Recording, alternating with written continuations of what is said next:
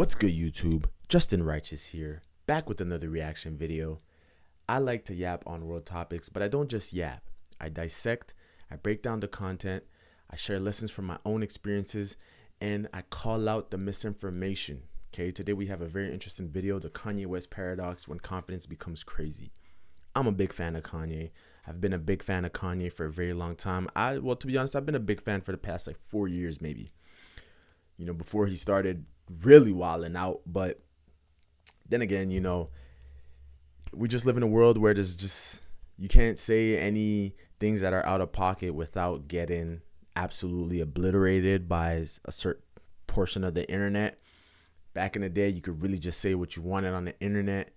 Now, a lot of things are censored. A lot of things you can't say because they're going to trigger a lot of people. So let's see what this guy in the video has to say. I can't wait to see. Comments and actions have been unacceptable. I have decided to run for president. I am Shakespeare. Oh, y'all remember that, bro? He did run for president, bro. You're gonna love me, you're gonna hate me, but I'm gonna be me. In October of 2002, Kanye West, an up-and-coming hip-hop producer at the time, I didn't even know he made the managed video, to convince a friend. He's a very famous author. He's the author of Subtle Art of Not Giving Up, you know? It's very interesting that he's making the video. To lend him some extra studio time to record one of his songs. Kanye had no record deal, no one believed he could rap, and nobody wanted to give him a chance to prove that he could. It was only after months of hounding everyone he knew to give him a chance that one of his friends just happened to have an extra day of studio time. A few nights before the planned studio session, after working until 3 in the morning, Kanye fell asleep at the wheel of his car and got into an accident that nearly killed him. Hip-hop producer Kanye West was injured when his car crashed in West Hollywood, Los Angeles early Wednesday morning. He had a broken jaw. As a result, his mouth was wired shut to allow it to heal. How loud can they got her? You know what I'm saying? No, we don't know what you say. He was told that he probably wouldn't speak for months. In his hospital bed, Kanye began to write and work. He wrote a song called Through the Wire, which was about his car accident, how it nearly killed him, and how he wasn't going to let it prevent him from achieving his dreams. A few days later, he went into the studio and recorded the song, rapping the entire thing with his mouth wired shut. This became his first hit single. What's mind-blowing about Kanye during this period is just in the face of constant obstacles and setbacks, he was relentless. He walked door to door, stormed in the offices of record labels, handing out demos to annoyed and unimpressed music industry employees. He had studio sessions canceled on him. Phone calls from producers go unreturned. People laughed at him, ignored him, shut doors in his face, yet at no point did his belief in himself ever waver. Man, That's I got the aspirations. I got big dreams. Before I had my car, I used to be walking to the train practicing my Grammy speech. That's the most impressive part of Kanye. That's the most inspiring, you know, personality trait that Kanye has, is his relentless drive. Like, he doesn't let anybody tell him he can't do something. You know, that is what I love about him so much, is that no matter what, he's always gonna figure out a way to, you know, turn his thoughts into reality, that's godlike, you know? Was going to be the biggest rapper in the world. It was just a plain fact. And the rest of us, we hadn't realized it yet. America, y'all had to see me. Y'all had to get used to this face. This is the part of Kanye's story that is frankly awe-inspiring. He demonstrated a level of persistence and work ethic that is incredibly rare, and it was driven by his unshakable faith in himself, his own talent, and his own potential. Kanye's confidence is legendary. He's compared himself to Mozart, Shakespeare, even God. Kanye means the only one. The only one. Yeah. It's kind of appropriate. He's interrupted award shows, called the president a racist, and proudly declared that he loves Hitler. There's a lot of things that I love about Hitler. So it begs the question, when does self-confidence turn into self-destruction? That's crazy. Is extreme confidence a superpower that only a few winners have, or a ticking time bomb that eventually blows us up? In other words, can the very trait that brings massive success also trigger huge failures? For decades now, psychological researchers have found a strong correlation between people who have a high degree of belief in themselves and the chance that they succeed. People who believe in themselves set bigger goals, work harder at them and longer. And most importantly, they demonstrate greater resilience. They're better able to cope with failures, rejection, and adversity. The return to glory. So does this mean that we should all just blindly believe in ourselves? Should we adopt delusional levels of self-confidence like Kanye? Well, it's complicated. To help us figure this out, we need to look at another story. A story at the complete opposite end of the spectrum as Kanye's, but just as remarkable. I'm really happy for you. I'm gonna let you finish. But Beyonce had one of the best videos of all time. I got it. All right, let's just get into it. In 1978, two teenage friends, Steve Kudlow and Rob Reiner, formed a band called Anvil and vowed that they would rock together for the rest of their lives. For a brief moment in the early 80s, it looked as though they might conquer the music world. They toured alongside huge acts like Bon Jovi and Whitesnake, playing hard rock festivals to thousands of screaming fans. These guys are gonna turn the music world upside down. For us kids, it was like something we'd never seen before.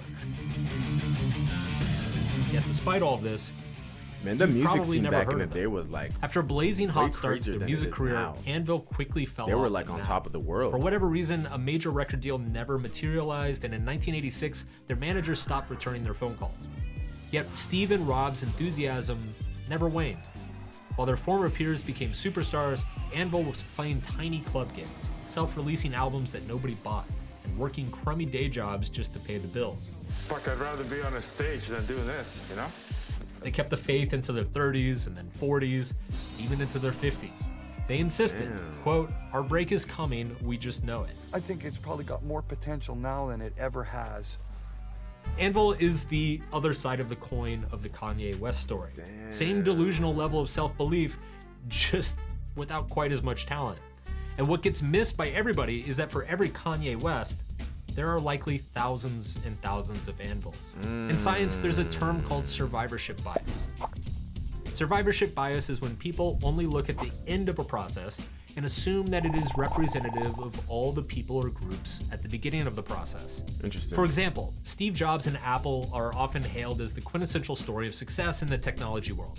A college dropout tinkering in a friend's garage, launching a startup that would eventually transform into one of the world's most influential companies. We hear this narrative repeated so often that it takes on a mythic, almost inevitable quality. The prophecy is true. Implying that anyone with enough drive and brilliance could follow Jobs' path and achieve the same success. Yet when we focus on Jobs' rise to prominence, we naturally overlook some less obvious facts. In the mid-1970s, there were dozens, if not hundreds, of small startup companies attempting to build personal computers. I think a lot of people forget that like these people, I've spoken about this in another video, like overnight success was never overnight success. We did not see the years of grinding, reading, studying, failure. You know, it could be decades of them just absorbing information, working extremely, extremely hard. We didn't see all the energy they had to accumulate to achieve a quantum jump. We only saw the quantum leap. We didn't see them accumulate all the energy. So if you want to be like these guys, you gotta be ready to like, you know, work every day or like figure out a way to rewire your brain to turn it into, you know, similar to theirs. You gotta read a lot. Elon Musk, he read during his whole childhood and teenage years. He just read books every single day. He consumed books. He probably has read over 1,000 books. Imagine. Okay, so if you want to be like him, you gotta do the same thing.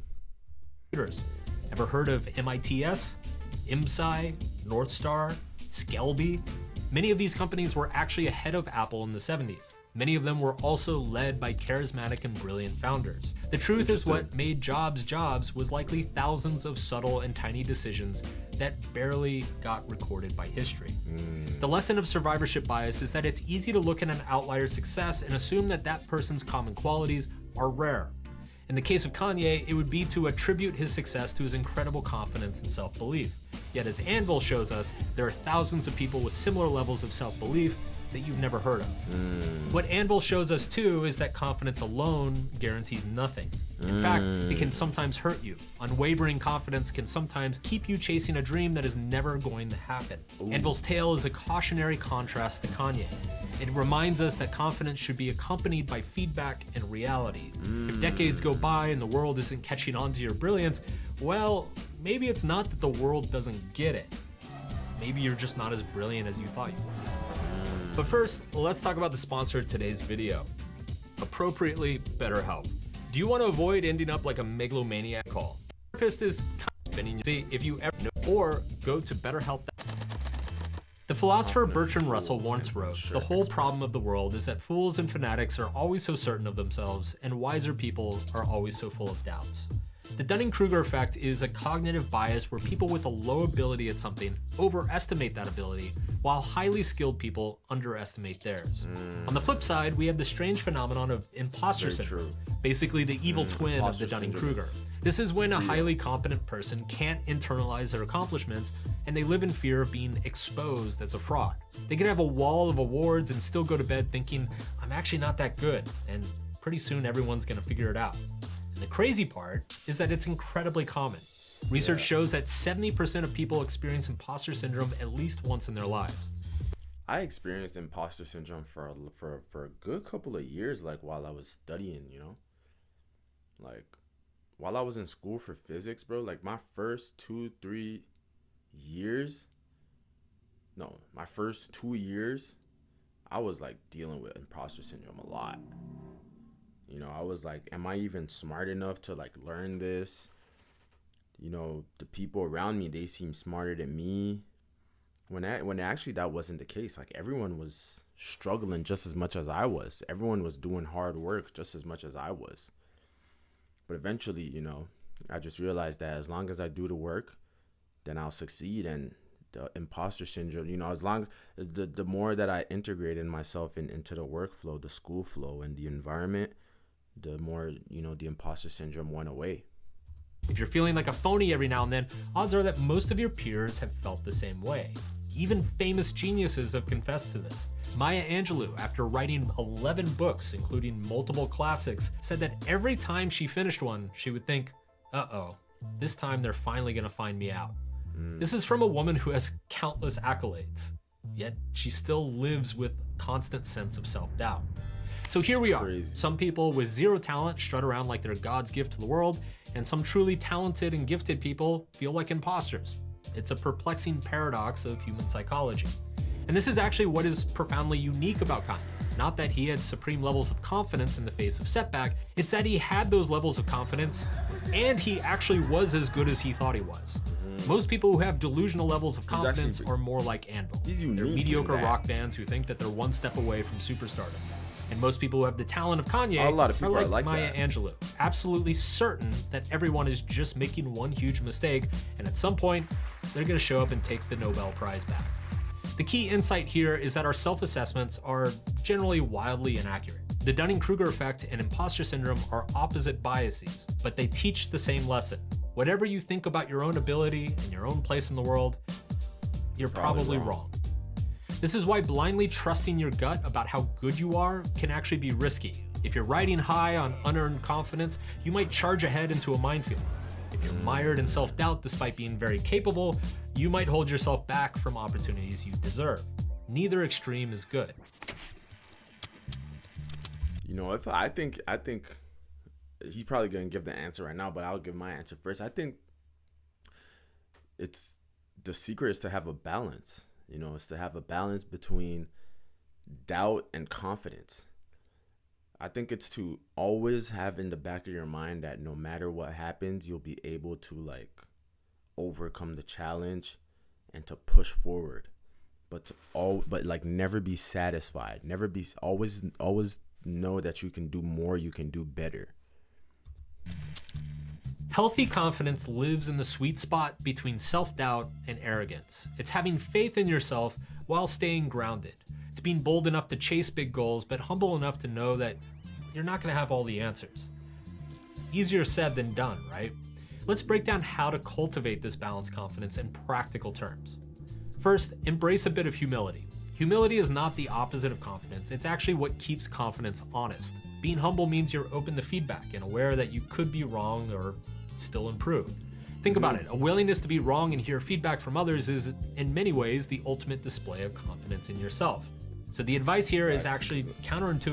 You know, not a lot of people are able to take feedback. Not a lot of people are able to take criticism. So if you're able to do that, right, in a healthy way, you have a superpower. If you're able to like tell people like, what did I do wrong, and accept your flaws and things like that, that's a superpower. But crucial. Stay confident in your potential, but humble in who you are. Second, seek reality checks. Don't exist in a Kanye-style echo chamber of your own greatness.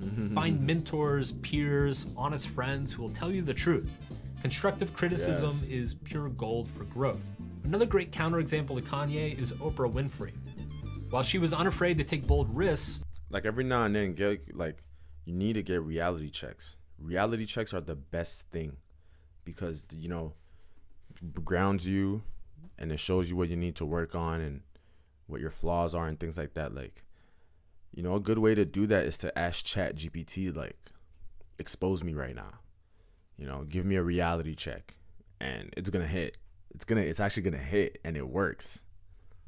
She continually emphasized the importance of listening and learning. I had heard that you were really arrogant. Yeah, I heard that too. Viewers saw her regularly open herself up to experts, audience members, and guests with a kind of grounded humility. She often acknowledged her missteps on air and openly sought advice to improve her show's content and approach. Over time, her self-belief never wavered, but it was always tempered by a willingness to adapt based on feedback. This balance between bold self-assurance and genuine receptiveness to outside perspectives helped Oprah build a media empire and become the world's first Black female billionaire. Third, remember that self-doubt can be a tool, not a burden. A little bit of what if I'm wrong can actually go a long way to keep you sharp. There's a concept in psychology called defensive pessimism, where you envision possible failures not to scare yourself off, but to actually prepare for the worst and strategize. For instance, if you're extremely confident you'll ace an exam, a touch of doubt might actually prompt you to study that extra hour, just in case, which will actually ensure that you do well. Fourth, cultivate competence. One surefire way to justify confidence is to actually have the real skills to back it up. This is what gets missed with the Kanye story.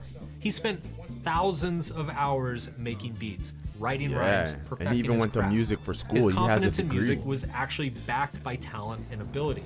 If you want confidence in a domain, you have to put in the work and bring the receipts. And fifth, balance positive thinking with critical thinking. It's great to visualize success and pump yourself up. That keeps you motivated, but also play devil's advocate on. Yeah, but everybody talks about critical thinking, but nobody really says what critical thinking is and how to gain critical thinking skills. Critical thinking comes from education, comes from knowledge, comes from absorbing knowledge from different, sources. Critical thinking comes from being grounded in reality because you understand that there's a lot of things that you don't know. And critical thinking comes from never taking anything at face value. It's to always look at the why, the how, the when, where of things. When someone tells you something, you have to ask them, where did that come from? Where did you learn that? That's what critical thinking is. Your own ideas. Ask yourself, what if I'm wrong? What am I missing? This isn't negativity, it's insurance. It ensures you address weaknesses before they address you unexpectedly. Thinking through the worst case scenarios and knowing how you'd handle them is, paradoxically, the best route to positive thinking and optimism. In the end, the Kanye West paradox is not so paradoxical. Extreme self-belief can create extreme outcomes, for better or worse. It's not a guarantee of success, it's simply an amplifier of whatever skill and talent you already have under the hood. The art of success is managing that self-belief with regular, healthy check-ins with reality. Because without that attachment to reality, you either whittle away your years like anvil, chasing a mirage of a dream, or you end up that playing is so small, tough, bro. hiding your talents from But the I mean, world. I feel like they were Kanye happy once doing declared it. himself a god, the maker of his own reality. In many respects, we are all gods of our own realities. So ask yourself, how will your perspectives about you We're all define makers you? of our own reality. And will the world know about it? Thank you for watching. That was a great video. Leave your thoughts on the comments down below. If you liked the video, let me know. If you didn't like it, let me know. Also, I really want to know, okay? I'll catch you guys in the next one.